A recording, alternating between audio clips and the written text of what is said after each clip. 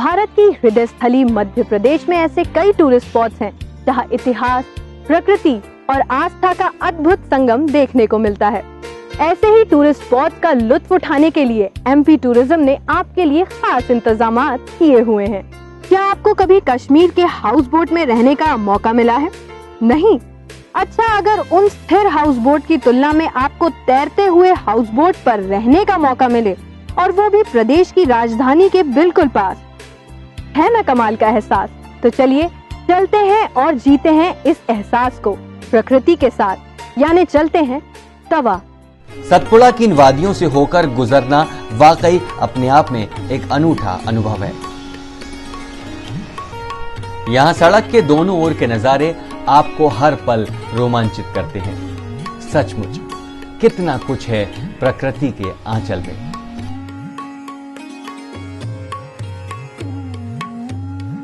और ये है नर्मदा जी का पाट। नर्मदा जी की पुण्य सलिल धारा को प्रणाम करते हुए हम फिर एक बार अपनी मंजिल की तरफ रुख करते हैं, जो कि यहां से सिर्फ 31 किलोमीटर ही रह गई है। लीजिए, इस खूबसूरत पुल के नीचे से गुजरने के बाद नजारे जैसे और भी मनमोहक हो जाते हैं। यहां कभी हम जंगल के बीचों बीच गुजरती इस घुमावदार सड़क से होते हुए आगे बढ़ते हैं, तो कभी बिल्कुल इस सीधी रेखानुमा सड़क से होते हुए, और इस सब से होते हुए हम पहुंचते हैं तवा नगर, जहां हम भ्रमण करेंगे ही, पर पहले दर्शन करते हैं बाबा भोलेनाथ के। पहाड़ी के ऊपर की ओर जाती सीढ़ियां आपको थकाती जरूर हैं, पर ऊपर पहुंचते ही जैसे सारी थकान काफूर हो जाती है। ये देखिए, यहां से चारों ओर का नजारा कितना विहंगम नजर आता है। वैसे इन दृश्यों को हम अपनी आंखों में कैद करेंगे, पर पहले दर्शन कैलाशपति के। भगवान शंकर की यह मूर्ति अति प्राचीन है और हमेशा से ही भक्तों के बीच आस्था का केंद्र रही है। तभी तो यहां इस ऊंचे स्थान पर महाशिवरात्रि और मकर संक्रांति पर भक्तों का जमावड़ा लगता है। भगवान शिव शंकर के साथ ही इस पहाड़ी पर देवी जी की प्राचीन प्रतिमा भी स्थापित है। सचमुच आस्था और पर्यटन के लिहाज से ये जगह एकदम मुफीद है। वो देखिए, वो वहां दूर धुंध से घिरे हरे भरे जंगल के बीच जो जलराशि हमें नजर आ रही है, वो तवा और देनवा नदी की मिली जुली देन है, और वही हमारी मंजिल भी। तो भाई चलिए सीधे रुख करते हैं तवा डैम का। शहर से इतनी दूर इतनी सारी गाड़ियों का जमावड़ा, जाहिर है कि यह स्थान सैलानियों के बीच अच्छा खासा लोकप्रिय है। भाई वाह, क्या बात है!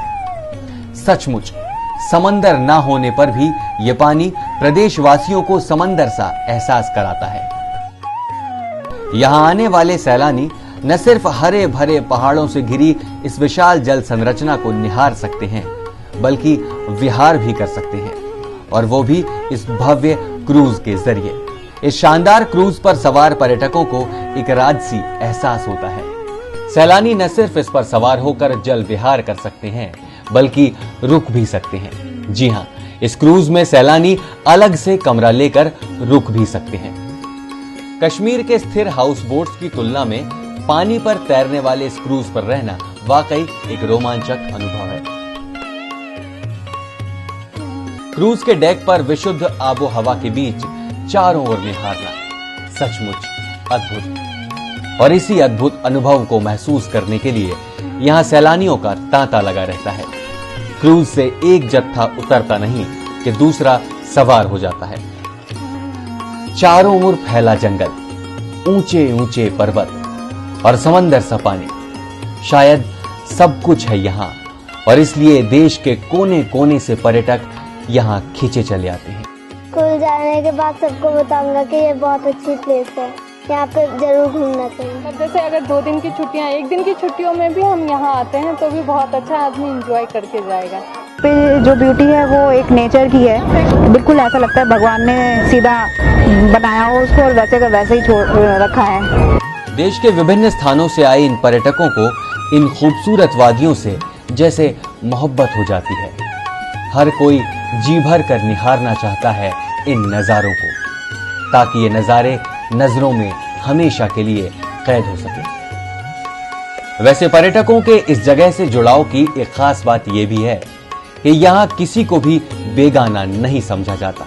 हमें यहीं के स्टाफ ने बोला कि नहीं झंडा वंदन के लिए तो आपको आना ही है, तो हम टोटली अनप्रिपेयर्ड थे, गए तो अरे मैडम आप हमारी फर्स्ट गेस्ट हैं, झंडा वंदन तो आपके हाथ से ही होगा।